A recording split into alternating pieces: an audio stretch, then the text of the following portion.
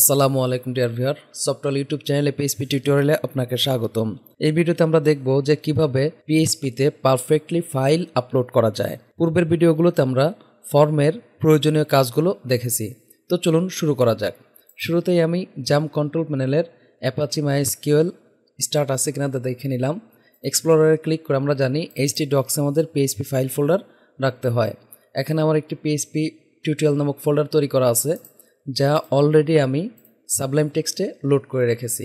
তো এখানে একটি ফাইল তৈরি করে নাম দিলাম file upload dot PHP control S. Okay, file upload form. Okay, form title text, এখানে আমরা বললাম title bare file. Okay, input type file name assign আমরা বললাম, এখানে আমরা যে কোনো নাম দিতে পারি। সাপোজ আমি নাম দিলাম এবি। ওকে, এরপরে আমরা input type submit name, suppose sub দিলাম, ভ্যালু আমরা বললাম আপলোড, কন্ট্রোল এস। তো আমরা ফর্মটি রান করে দেখি। Local host PHP tutorial file upload, এই যে দেখুন আমাদের এভাবে আসছে। তো এখন যদি আমরা এখানে কিছু টাইপ করি, টাইটেল হেয়ার। ওকে, এখানে এসে যে কোনো পিকচার আপলোড, আমাদের এই মুহূর্তে আপাতত কিছুই হবে না, ঠিক আছে। তো এখন আমরা যেই কাজটা করব, খেয়াল করুন। শুরুতে আমরা এই যে ফর্মের ভিতরে আমাদের কিছু অ্যাট্রিবিউট নিতে হবে। এক নাম্বার সেটা হচ্ছে আমরা বলবো action.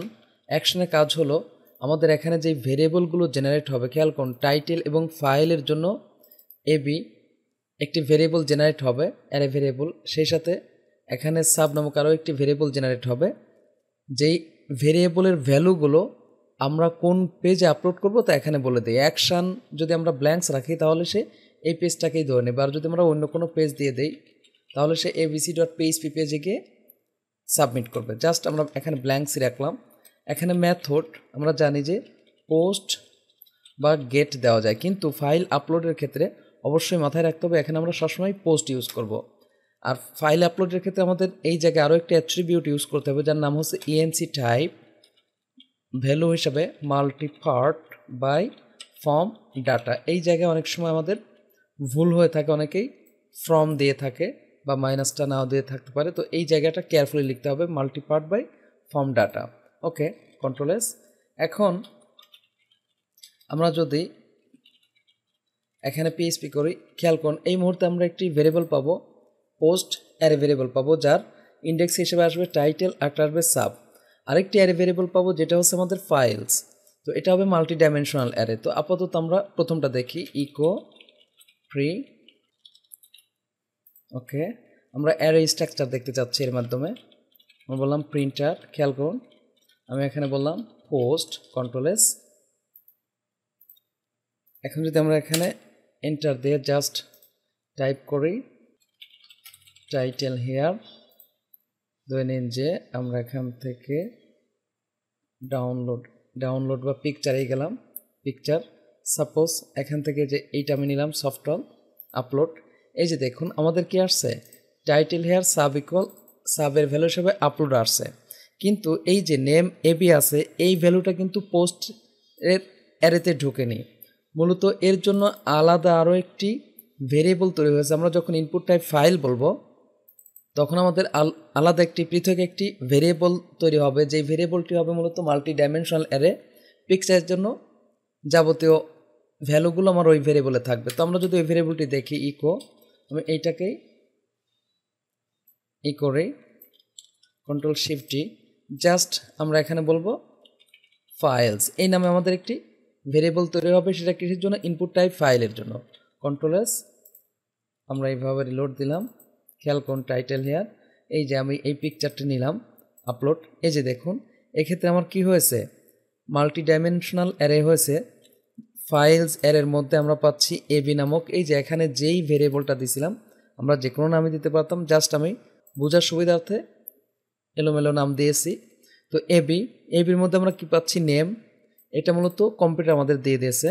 Name software dot JPG, full path software dot JPG, type মানে পিকচারটা টাইপ কী ছিল, টিএমপি নেম অর্থাৎ কোথায় আমাদের আপলোডটা হবে, সি জ্যাম্পে আমাদের আপলোড হবে, অ্যারোর 0 অর্থাৎ আমাদের কোনো অ্যারোর নেই, সাইজ অর্থাৎ ফাইলটার সাইজ কত বাইটস তাও আমাদের দেখাচ্ছে। এই জায়গায় একটা বিষয় খেয়াল রাখার সেটা হলো যে এটা যদি আমাদের না থাকতো, খেয়াল করেন আমি এখানে সেইভাবে দিলাম টাইটেল হিয়ার সাপোজ সফটওয়্যার, এই যে দেখুন আমার কিন্তু ফাইলস যে ভেরিয়েবলটি ছিল সেটা কিন্তু আর তৈরি হবে না। তাহলে এটা মাথায় রাখতে হবে যে enc type multipart by form data এই অ্যাট্রিবিউট ভ্যালুগুলো খুব ভালোভাবে আমাদের দিতে হবে, কারণ এই জায়গায় অনেক সময় ভুল হয়ে থাকে। ওকে, এবার আমি আবার রিলোড দিলাম, জাস্ট এখানে আমি যে কোনো একটা কিছু নিলাম এখান থেকে সফটওয়্যার, এই যে দেখুন আমার অলরেডি এই বিষয়গুলো চলে আসছে, খেয়াল করছেন যে নেম পাথ টাইপ আসছে, কিসের কারণে এই জায়গায় আমাদের ইনপুট টাইপ ফাইল আছে এর জন্য ফাইলস হয়েছে, এবং সেই সাথে আমাদের যে অ্যাট্রিবিউটটা ইউজ করছি এই দুইটা এর সাথে সম্পর্কযুক্ত।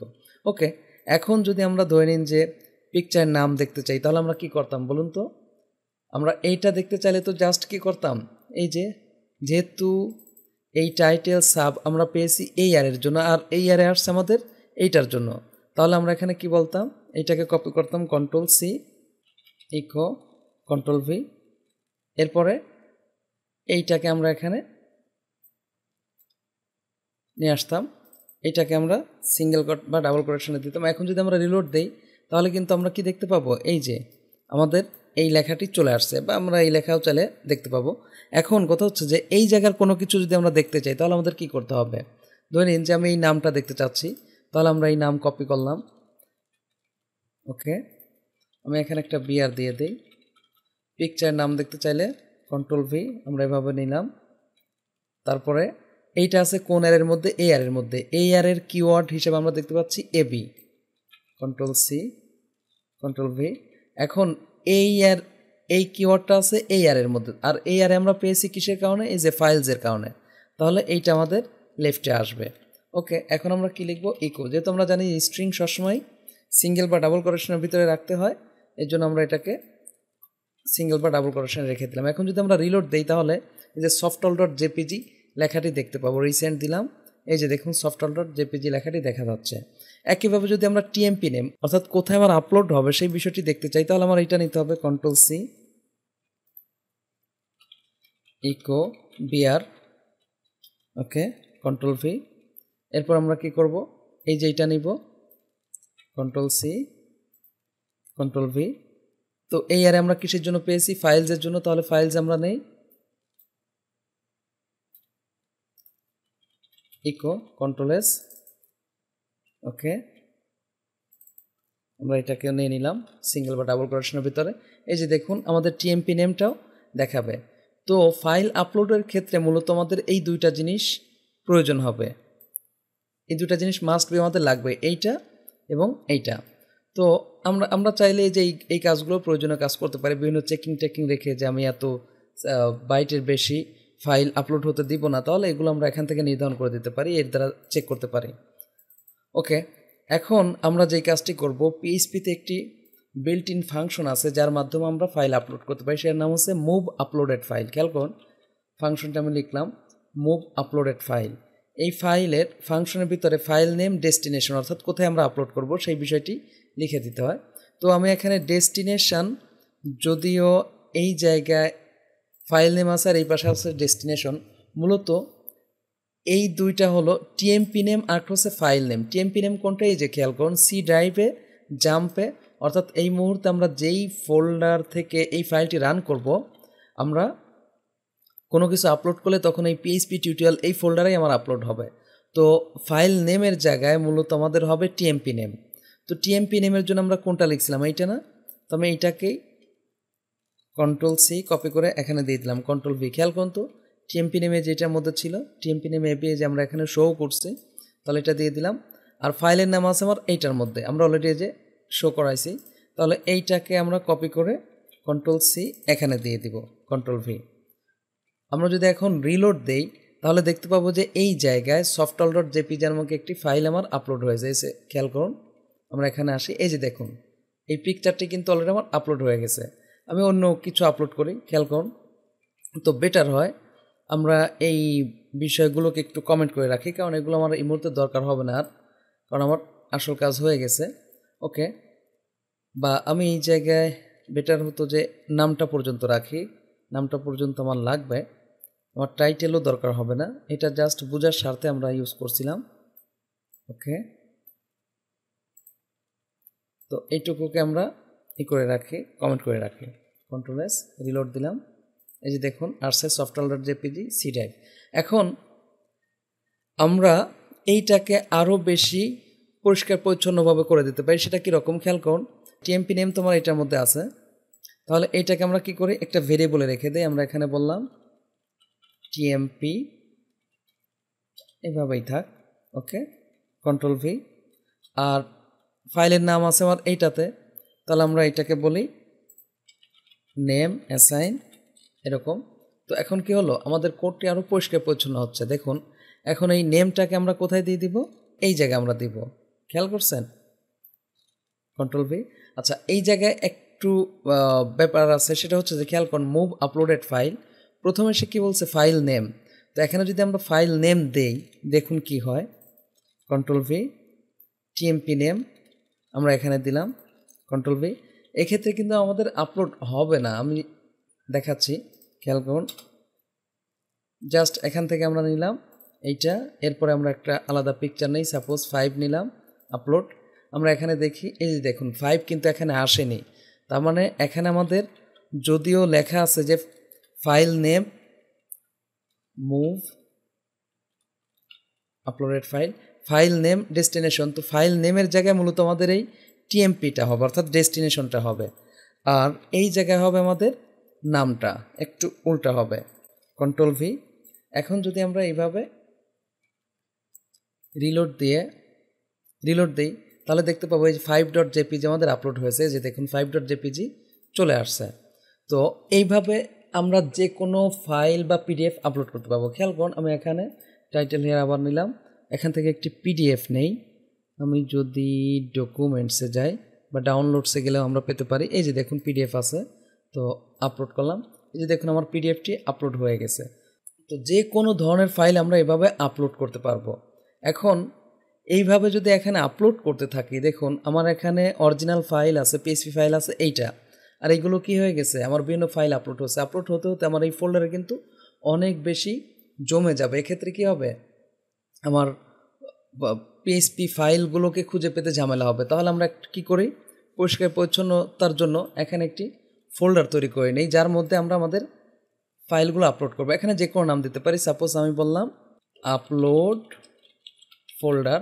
ওকে, তো এই ফোল্ডারটা আমরা কি করব, এই যে নামের আগে দিয়ে দেব, অর্থাৎ আমরা যখন HTML PHP-তে পিকচার শো করি তখন কি হয়, এরকম ফরওয়ার্ড স্ল্যাশ থাকে, তার আগে থাকে ফোল্ডারের নাম। তাহলে আমার ফোল্ডারের নাম আছে আপলোড ফোল্ডার, আমরা যে কোনো নাম দিতে পারতাম, জাস্ট আমরা এই নামটাই দিলাম। এখন খেয়াল করুন, আমি এগুলো ডিলিট করে দেই, ডিলেট, তাহলে আমার কি হলো, এই যে ফাইল থাকলো আর আপলোড ফোল্ডার। এখন যদি আমরা এখানে করে জাস্ট এখান থেকে আমরা ফাইল আপলোড করি, খেয়াল করুন আমি এটাই নিলাম, এই যে দেখুন আমার যে এই ফোল্ডারে কিন্তু এখন আপলোড হয়েছে। ওকে, আমি এটা আবার ডিলিট করে দিচ্ছি, ধরে নিন আমি আরও একটা আপলোড করি, টাইটেল হিয়ার ব্রাউজ পিকচার, এখান থেকে ধরে নিন যে সফটল নিলাম, আপলোড, দেখুন এটা কিন্তু আমার আপলোড হয়েছে। আমি আরও একটি নেই, ধরে নিন যে এই পিকচারটা আমি নিয়ে নিলাম 4, আরও একটি। এখন খেয়াল করুন, এই যে আপলোড ফোল্ডারে কিন্তু আমার সব কিছু একের পর এক আপলোড হতে থাকছে। এখন এই জায়গায় একটা প্রবলেম আছে, খেয়াল করুন, আমার এইটা তো আপলোড হয়ে গেল। ওকে, এখন এটাকে যদি আমরা এখান থেকে শো করাতে চাই, তাহলে এই জায়গায় কিন্তু আমরা লিখতে পারি HTML img src, কোথায় আছে, আপলোড ফোল্ডারের ভিতরে, আপলোড ফোল্ডার বাই, আমরা ওখান থেকে ডাইরেক্টলি প্রয়োজনে লিখে দিলাম softall.jpg জেপিজি, জাস্ট বোঝার স্বার্থে খেয়াল করুন উইথ হিসাবে দিলাম 400। ওকে, এখন যদি আমরা রিলোড দিই তাহলে এখানে আমরা এই পিকচারটি দেখতে পাবো। এই যে দেখুন পিকচারটি আসছে। তো 4.jpg-কে যদি দেখাতে চাই তাহলে আমরা 400 বেশি হয়েছে, আমরা একটু কমিয়ে দিই 200। এখানে আমরা 4.jpg নিলাম, কন্ট্রোল এস। এই যে দেখুন আমাদের দুইটাই শো করছে। তো আচ্ছা, এই জায়গায় বিআর আমরা নিতে পারি। এখন আমরা প্রবলেম যেটাই পড়বো, খেয়াল করুন এইটা তো আমরা আপলোড করছি এবং এটা আমরা শো করাচ্ছি, এটার নাম কি softall.jpg। খেয়াল করুন softall.jpg এইরকম একটা পিকচার। এখন সেম নামের আমি যদি আরও একটি পিকচার অন্য ফোল্ডার থেকে আপলোড করি, যেমন এইটাই আমি নিতে চাচ্ছি আপলোড, খেয়াল করুন এটা কিন্তু চেঞ্জ হয়ে গেছে, অর্থাৎ softall.jpg আগে যেটা ছিল সেটা রিপ্লেস হয়ে নতুন আরেকটি আপলোড হয়েছে। আমি আরও একবার দেখাচ্ছি। টাইটেল হিয়ার, এখান থেকে এই যে softall এটা নিলাম আপলোড। এক্ষেত্রে কি হলো খেয়াল করেন, আমার আগের softall কিন্তু ডিলিট হয়ে গেছে। তো এতে প্রবলেম যেটা হলো সেটা হচ্ছে যে আমরা জানি যে একটি ফোল্ডারে একই ধরনের একই নামের ফাইল একটাই রাখা যায়। তাহলে আমাদের কি করা উচিত, এখানে ফাইল বা ফোল্ডার আপলোড করতে গেলে অবশ্যই সেগুলো রিনেম করে আপলোড করা উচিত। রিনেম করে আপলোড করলে যেটা হবে যে আমি একই নামের যে কোনো জায়গায় থেকে যে কারো ফাইল সেম হতে পারে, যেমন আমার একজন ইউজার কামাল বলল passport.jpg সে আপলোড করলো, জামালও তার পিকচারটার নাম দিছে passport.jpg আপলোড করলো, তাহলে কিন্তু কামালেরটা জামালের পিকচার দ্বারা রিপ্লেস হয়ে যাবে। তাহলে আমরা পিকচারগুলোকে এখন রিনেম করে আপলোড করব। তো রিনেম করার জন্য আমরা যে কাজটি করতে পারি, খেয়াল করুন এই যে আমরা ফাইলস নেমটা নিয়েছি এইটার মাধ্যমে আমরা রিনেম করতে পারি। তো তার জন্য শুরুতে আমরা যে কাজটি করি, এখানে এসে বলি যে ফাইল অ্যাসাইন কন্ট্রোল ভি, খেয়াল করুন। তো এইটাকে আমরা রিনেম করব। রিনেম অনেকভাবে করা যায়, তো আমরা শুরুতেই রিনেম করি র্যান্ড ফাংশন দিয়ে। খেয়াল করুন র্যান্ড ফাংশন দিয়ে রিনেম করলে কী হবে, আমাদের র্যান্ডম একটি লেখা দেবে এই ফাইলের নামের আগে। তো চলুন আমরা আউটপুট দেখে ফেলি। তাহলে এইটা কি করব, এখন এই ফাইলটাই মূলত আমার এই যে এই জায়গা চলে আসবে, কারণ ফাইলটার নামটা কিন্তু আমরা রিনেম করে নিলাম। এই যে ফাইলের নাম, তার শুরুতে কী নিছি আমরা, র্যান্ড একটি ফাংশন নিছি যেটা কি করবে, ফাইলটার বিভিন্ন সংখ্যা দিয়ে দেবে নামের আগে। ওকে, আমরা আপলোড করলেই বুঝতে পারবো। খেয়াল করুন আমি আগে এটাকে রিলোড দেই। আচ্ছা, এখানে বারবার একটা ওয়ার্নিং দিচ্ছে, এটা কিন্তু দেখতে বিরক্ত লাগছে। তাহলে আমরা কি করতে পারি, ইফ ইজ সেট আমরা বলতে পারি পোস্ট, কারণ ভেরিয়েবলগুলো তো আমাদের আপলোড করার পরেই জেনারেট হবে, সাবমিট, তারপরে সে কী করবে এর ভিতরে প্রবেশ করবে। আমরা প্রয়োজনে আরও নিচে এটা করতে পারি, কারণ এই জায়গায় আমার বেশ কিছু কাজ আছে। খেয়াল করুন এখানে আমরা ডাইনামিকলি কাজ করব, তো যার কারণে এই ক্লোজটা আমি করলাম একদম লাস্টে। এখন কন্ট্রোল এস, আমরা যদি রিলোড দেই দেখুন কিছুই দেখাবে না। ওকে, এখান থেকে আমরা নিলাম softall আপলোড, এই যে দেখুন আপলোড হয়েছে। এখন এই জায়গায় কি হয়েছে দেখুন, এই যে softall.jpg এর আগে কিন্তু বেশ কিছু সংখ্যা চলে আসছে, খেয়াল করছেন এর আগে কিন্তু নামের আগে অনেক সংখ্যা চলে আসছে। তো এইভাবে আমরা আরেকবার যদি এই ফাইলটি আপলোড করে, এই যে দেখুন এই নামের আগে কিন্তু সংখ্যা চলে আসছে, তার মানে softall.jpg আর রিপ্লেস হচ্ছে না। এখন কথা হচ্ছে যে র্যান্ড ফাংশনের কাজ হচ্ছে র্যান্ডমলি নাম্বার তৈরি করা। এখন নাম্বারটা একই নাম্বার আরেকজনেরও তো জেনারেট হয়ে যেতে পারে, তাহলে কি হবে তারটাও কিন্তু এই নাম্বার দ্বারা এই ফাইল দ্বারা রিপ্লেস হয়ে যাবে। তাহলে কিন্তু সলিউশন পুরোপুরি এখনও হলো না, প্রবলেম থেকেই গেল। তাহলে এখানে আরও একটি ফাংশন অ্যাড করতে পারি, টাইমের কাজ হচ্ছে যে এই সময়ের জন্য আমার সেকেন্ড দিবে।